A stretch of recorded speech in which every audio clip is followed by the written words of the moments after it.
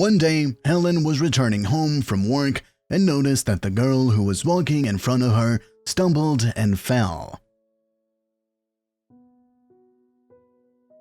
She dropped the box she was carrying along with her sweatshirts. Books, notebooks, and framed photographs were strewn across the pavement. Helen immediately helped the girl pack her things, and since they were heading in the same direction, she offered to help her bring some of the items. The girl agreed. Helen deftly picked up the box of books, unaware of how much her simple act would affect the fate of a casual acquaintance. "What is your name?" Helen asked. "Sarah," the girl answered, and Helen thought she sounded sad.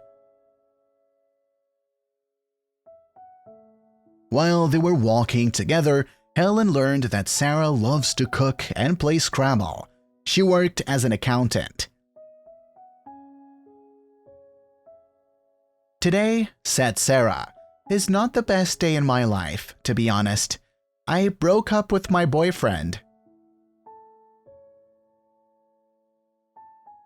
So they came to Sarah's house, and suddenly she invited Helen to come to visit, drink tea, listen to music, and maybe play Scrabble. Helen had no plans that day and agreed. So the evening pleasantly flew by for a relaxed, cheerful conversation, after which Helen went home. They lived in the same area not far from each other, and therefore saw each other from time to time. They even had dinner together a few times. One day, Sarah gave Ellen an invitation to a wedding. "I want you to be my bridesmaid at my wedding. This is very important to me." Sarah's proposal surprised Helen a little. They could have a wonderful time talking over a cup of coffee, but Helen did not think that Sarah appreciated her friendship so much. She agreed. It's not that hard to give a little of your time to a friend. One day, at a dress fitting, Sarah stood in the mirror and admired her own reflection. The cream color she chose suited her very well. Helen tried on a dress made of silver silk. Two women stood side by side, and one of them did not even know about the secret that connected them.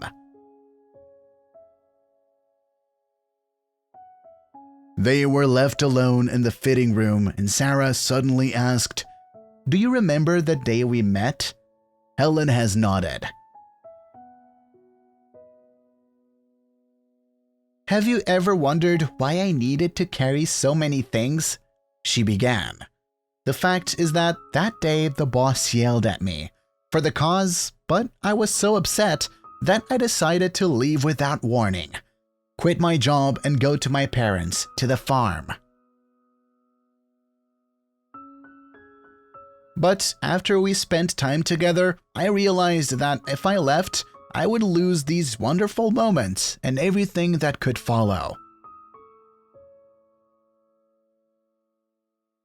I went back to work, sorted out the documents, and realized with horror that there was some mistake in them for which I could be brought to court.